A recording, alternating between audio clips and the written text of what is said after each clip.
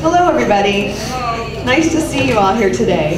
And Congresswoman Speier, nice to have you here today, too.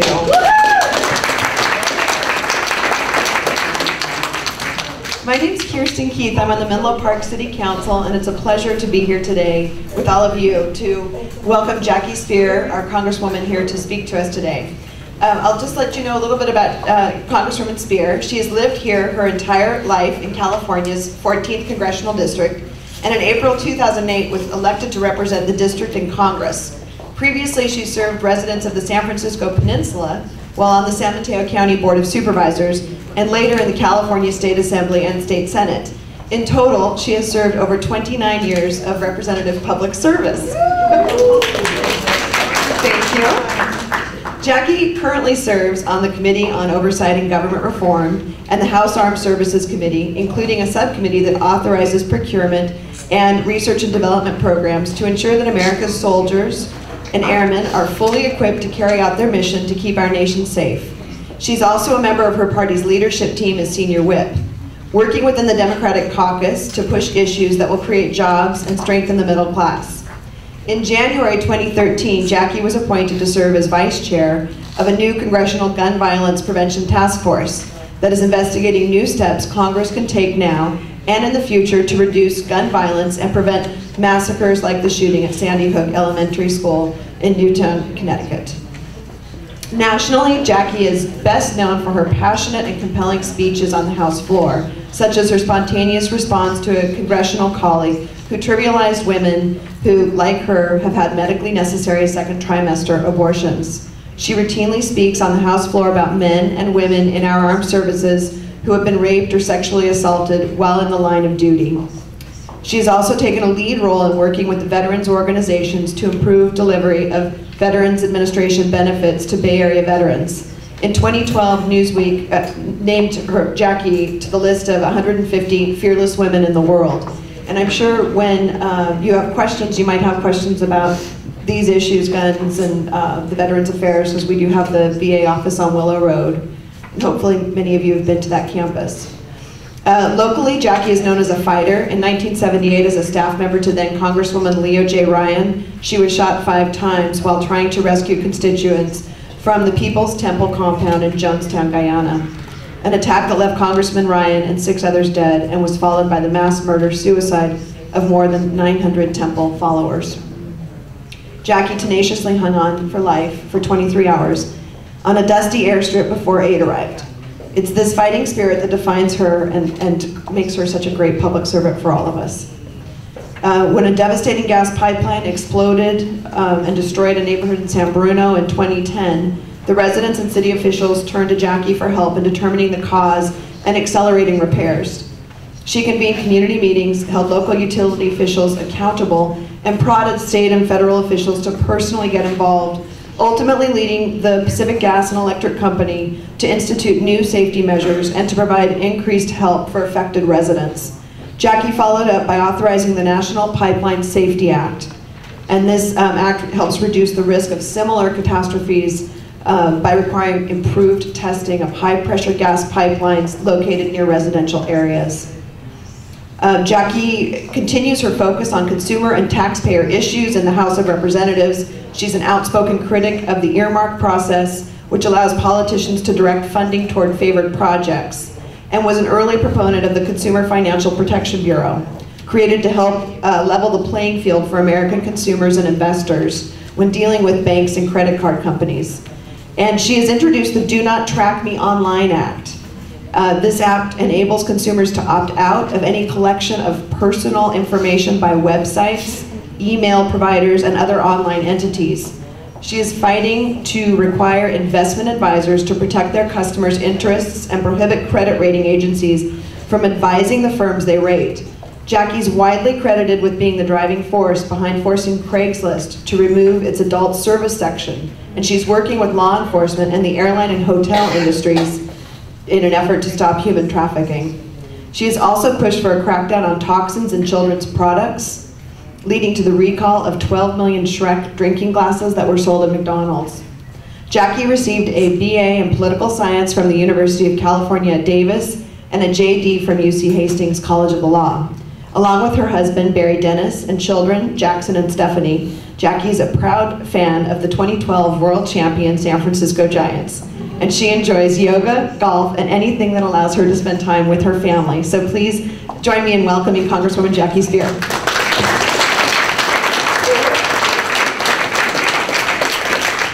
Thank you, Kirsten. That's like a long introduction. But anyway, thank you very much. This is my virgin town hall with the residents of Menlo Park. And I'm thrilled to be here, and I'm thrilled that you're all here. I've been representing you now for 6 weeks. And when I knew that the reapportionment was taking place, and once I was re-elected, I started, the first thing I want to do, I said to my staff, is get town halls in the communities in which I am a new representative. So I just came from meeting with East Palo Alto residents this morning. I will obviously be meeting with you today, and also we'll have Belmont and Half Moon Bay added to the district. So my district starts off in San Francisco, as the southwest quadrant of San Francisco, and then most of San Mateo County, including East Palo Alto, part of Menlo Park, and then to the coast, including Half Moon Bay. And I'm proud to say that we have virtually everything in this district. From the foundation of the biotechnology in South San Francisco, where there are some 80 companies now doing biotechnology that started with one company 30 plus years ago, and that was Genentech. And we have YouTube in the district, we have Facebook in the district, we have Gilead in the district, we have the software game industry in the district. As you can see, it's a very talented district. Lots of great jobs. But as I also am becoming aware, while the actual unemployment rate in San Mateo County and the Bay Area is below the national average and certainly below the state average, the unemployment rate in East Palo Alto is at 14% versus 6.5% in the Bay Area. So we have work to do in communities where there is high unemployment, and I intend to work very hard at addressing that issue. I have held 9 job hunter boot camps since I've been a member of the House of Representatives. If I move out here, is this going to be hard for you to keep hearing me? I don't think I need this, do I? I might, right? No, I think I have. No, can't you hear me now? I'm already mic'd, so. All right. So, since this is our first official meeting, I wanted to spend a few minutes talking to you about what makes me me. And you heard some of it in the introduction that Kirsten gave me. By the way, we have a new police chief in the city of Menlo Park, and he's here this afternoon. Please say hello to the new police chief. This is Chief Driver. I believe you all know Fire Chief Harold, as we refer to him. Is that correct? Because he has a really long last name for the Menlo Park. So, I am born in San Francisco, raised on the peninsula. I went to public elementary schools in South San Francisco, and then decided that I wanted to go to Mercy High School in Burlingame because I needed a good Catholic girls' education. My daughter, by the way, just graduated from the same high school last year. I then went on to UC Davis, where I got my BA, and then my law degree at Hastings College of the Law. Along the way, I worked for then Assemblyman Leo Ryan when he was in the state legislature, and then as his legal counsel in Congress.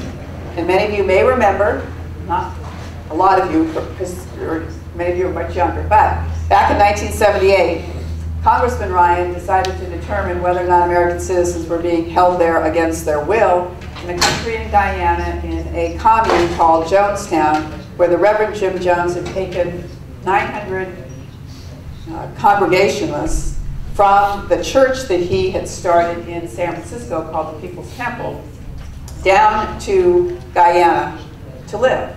And many of the members that went to live in Jonestown were constituents of Congressman Ryan. And parents came to the congressman and said, we're concerned about their well-being. We think there's mind control going on. Would you please go find out? And so he made the trip along with concerned relatives and members of the press. We were there for 24 hours, and as we left, there were many people that wanted to leave with us. We had to order a second plane. So we took out about 40 people who wanted to leave, or wanted to leave, and had to stay behind.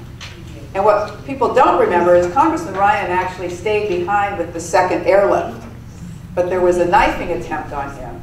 So while I was with the first group that was leaving, once there had been a knifing attempt on Congressman Ryan, they decided that he should leave with the first group. And he was brought down to this dump truck that we were in on our way from the Jonestown commune back to the airstrip. Remote airstrip in the middle of the jungle environment in South America. And then, unbeknownst to us, Jim Jones had ordered many of his gunmen to get on a tractor trailer, follow some distance behind us. And as we were loading passengers onto the planes, they started shooting. They shot Congressman Ryan 45 times, and many other people who died, including members of the press and one of the defectors. And I was shot 5 times on that airstrip and left for dead at the age of 28.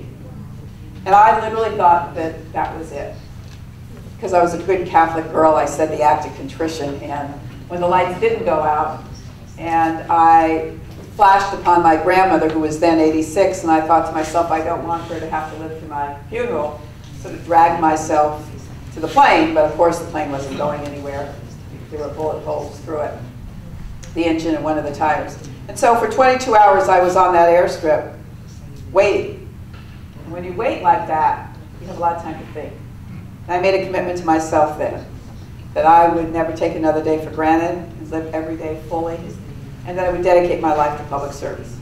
And that experience gave me the backbone, the steel backbone, that I think we need to install in more members of Congress and in our state legislatures around the country. So I came home. After 2 months in surgeries and occupational therapy, and on the weekend that I came home, I decided to run for Congressman Ryan's unexpired term. I literally went down to the county courthouse on the very last day you could take out papers, and took out papers. I was one of 12 candidates. I was the only woman in the race. And it was a 6-week campaign for me. I raised $20,000. It sounds kind of funny now that these campaigns run $15 million, right? And in any case, I lost. And I love to tell students that this is what a 3-time loser looks like. Because I lost for student body president in high school, I lost for Congress when I first ran, and I lost for lieutenant governor of California when I ran in 2006. So, there is life after, is part of that message. But in any case, it really did galvanize my commitment to public service. And the following year, I ran for the Board of Supervisors against a 20-year incumbent and won. Became the youngest member to serve on the Board of Supervisors, served there for 6 years, and ran for the State Assembly. I was not the candidate of choice. Then Speaker Willie Brown wanted someone else to be elected and made sure that I didn't get support. And in the end, I won that race by less than 500 votes out of 40,000 votes cast. So never doubt that your vote doesn't count, because it certainly does. I served in the State Assembly for 10 years. And during that time, got married. We had our first child, and I became the first legislator to have a baby while in office. Years later, I was pregnant with our second child when my husband was killed in an automobile accident by a driver in San Mateo who ran a red light, had no brakes, knew he had no brakes, and killed my husband. What was particularly painful, besides the loss of my husband, and what we had was that he was an ER doc at the county hospital who was saving poor people's lives every single day. And it got snuffed out just like that. So I was then a widow, single parent, a 5.5-year-old son who I had to bring to the hospital to say goodbye to his daddy and then pull the plug. I was pregnant with our second child. It was a high-risk pregnancy, and my husband had let his life insurance lapse. So I was 3 months from personal bankruptcy. So I know, to some respect, what it's like to be in crisis, to be challenged. And it has impacted the way I do my work.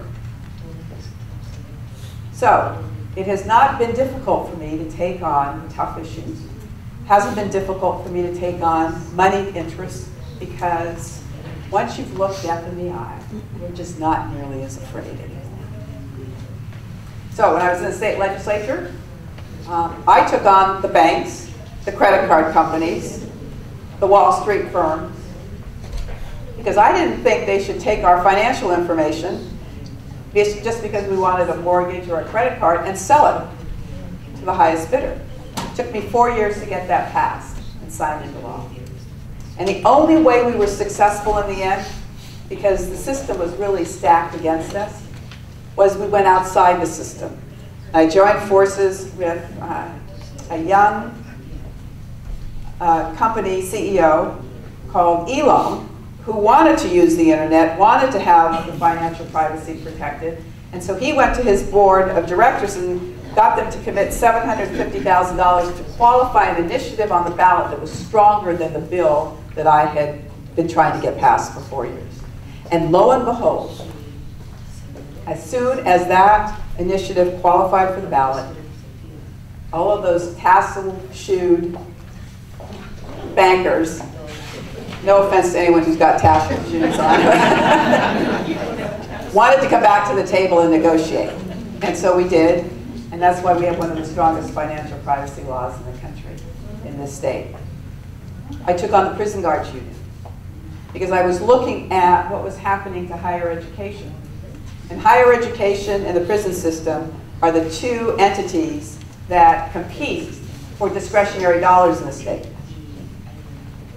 And I could see that there was just a gross imbalance. And so over a course of a number of years, we tried to deal with issues surrounding the banks, surrounding the prison guards union and the University of California and higher education in general.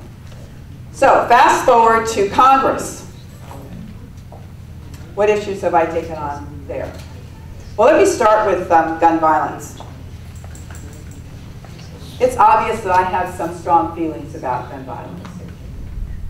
You don't survive a shooting like that and not have it impact the way you look at guns. But having said that, I believe that each and every one of you has a right to own a gun. You have a right to own a gun to hunt, to recreate, and to protect yourselves and your homes. And that is protected in the Second Amendment. It's protected by a decision by the Supreme Court just recently called the District of Columbia versus Heller, in which the court held that the Second Amendment does protect your right to own a gun. It does give government the authority, though, to provide for some forms of regulation. So, assault weapon ban. Yes, I support the assault weapon ban. I actually carried legislation on the assembly floor back in 1989 when we took up the assault weapon ban, and it's no coincidence that that bill moved in 1989 because there were 4 kids that got shot down in a Stockton schoolyard. You oftentimes don't act until there's a loss of a child. Well, 8 kids are going to die in this country today from gun violence. And 4 of them are going to be African American. 32 people will die from gun violence today in America. 32. It's the equivalent of a mass killing every single day. And we have got to come to grips with the fact that we live in a fairly gun-violent society. Of the 23 wealthiest countries in the world, 80% of gun deaths occur in the United States of America. 2 weeks ago, I had probably one of the most chilling experiences in a meeting setting I've ever had. I'm sitting in a conference room in the Cannon House office building, and I'm meeting with a group of parents. Probably about 7 sets of parents. They were parents from Sandy Hook Elementary School. They were parents that had lost their babies. Now, you can imagine how emotional it was for them and for us as members of the task force that were there. One mother said, when she was asked about something, she says, "I don't think you understand. It was so hard for me to just decide whether or not to cremate my baby daughter or bury her." That mother has only one child, and that child is now dead. Another mother said to us in somewhat of a condemning way, "You're just a bunch of talking heads." We parents at Sandy Hook had different positions on issues, but we have found a way to come together and to work at some solutions. Can't you members of Congress come together and come up with some solutions? So, sent shivers down my back, still does today. So we have to do something. We have to put some sanity into these laws. Universal background checks. Overwhelmingly supported by all Americans, including NRA members, including gun owners who are not NRA members. Why wouldn't we want to make sure that everyone who has access to a gun in this country is eligible to have a gun? We don't want ex-felons to have guns. We don't want people who are defined as being mentally defective to have guns. And we don't want people who have committed crimes of domestic violence to have guns. But we have this gun show loophole that allows, not in California, but allows in other settings for guns to be sold without having that background check. The NRA leadership has, over the last 10 or 15 years, eroded so many laws that we did have on the books. For instance, we do have a universal background check in general, not for gun shows, but they required that it be destroyed 24 hours after the instant check was done. Well, if you destroy it 24 hours later, how can you track straw purchasers? A straw purchaser is someone who has a clean record, who is hired to go in and buy a bunch of guns, buys them, takes them out, gives them to people who legally shouldn't have them.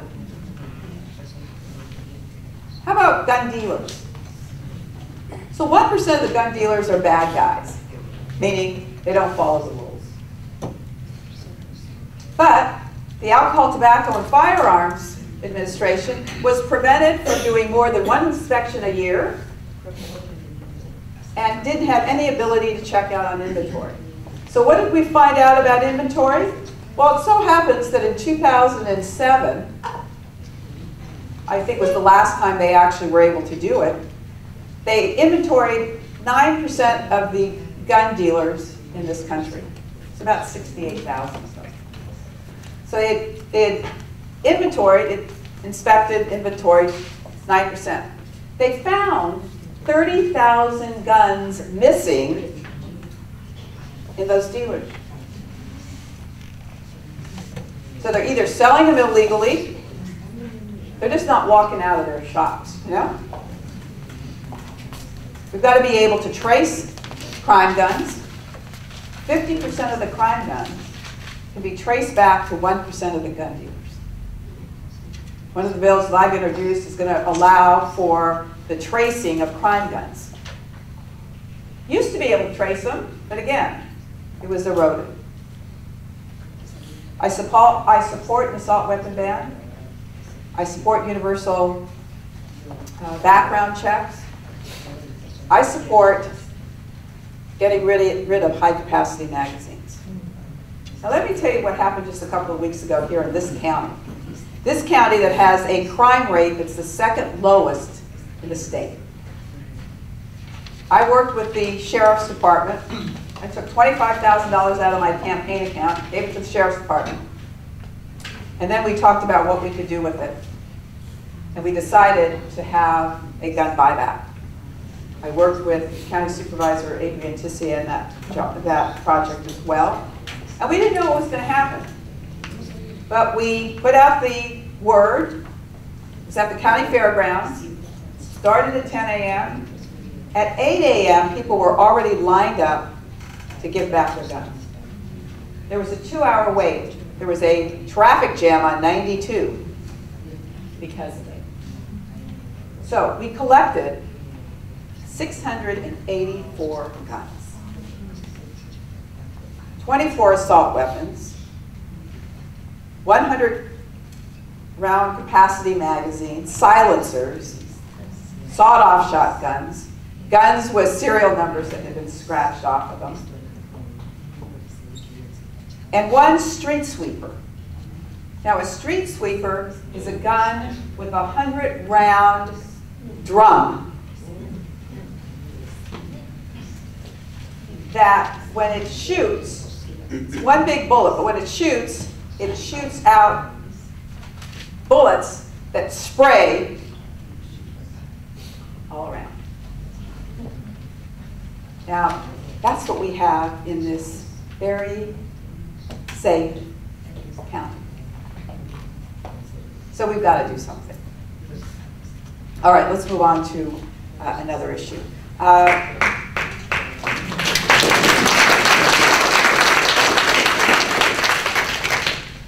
Let's talk about immigration reform.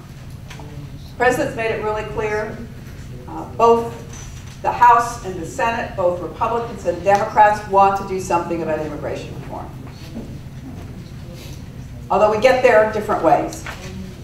I'm very confident that we are going to see immigration reform this year. And I'm very confident the immigration reform is going to be something that is going to recognize the importance of keeping families together, of allowing these dreamers to succeed, go on to high school and college, and become great members of our communities. You know, I'm a first generation and a second generation American. My father was immigrated to this country. My mother's parents immigrated to this country. I think we can all basically tell that same story on one level or another. Now, how do we do this? I think in part, we've got to recognize that there are laws, and these laws were violated. So, I think persons who came here without documentation should have the right to become American citizens. They should pay a fine. They should be required to learn English. They should not have any kind of a criminal record, and they should go to the back of the line. Because those who are waiting in other countries and playing by the rules should not be disadvantaged because they played by the rules. But I think that we've got about 11 million people in this country right now who are not documented, who have families here, and who work here, and we've got to come up with a means by which they can move forward without fear of being deported here. Okay, let's talk about our fiscal crisis. So we've got a $16.7 trillion debt that we owe. It isn't fair to just shove it onto our kids' shoulders and our grandkids' shoulders. We're all going to have to share in some personal sacrifice here. I think that what we are faced with is a requirement that's going to mean that we're going to have to shave money off of a lot of programs. One of the first places we can start is the Department of Defense. I specifically wanted to get on the House Armed Services Committee for 2 reasons. One, we've got a horrendous problem with military rape. 19,000 soldiers are raped every year by fellow soldiers. Only 13% report, because when they report, they find ways of labeling them personality disorders and they're kicked out of the military. There's a film that's being considered for an Academy Award. Is it this weekend or next weekend? It's the 24th. Next weekend. Is being considered for an Academy Award. It's called The Invisible War, and it talks about this issue. I have a little cameo in it. But in any case, it's been a powerful messenger of that problem. So I wanted to get on the Armed Services Committee because I wanted to deal with that issue, and because we have a budget that is out of control. Now, Department of Defense budget is about $400, $500 billion a year. It's a lot of money. Now, we do need the resources to make us ready for war from time to time. But we've just engaged in 2 wars in Iraq and Afghanistan that have cost us $2 billion. That's just the beginning. First of all, we borrowed money to fight those 2 wars. First war in a very long time that we didn't pay for as we went. Do you know what the other war was? Vietnam.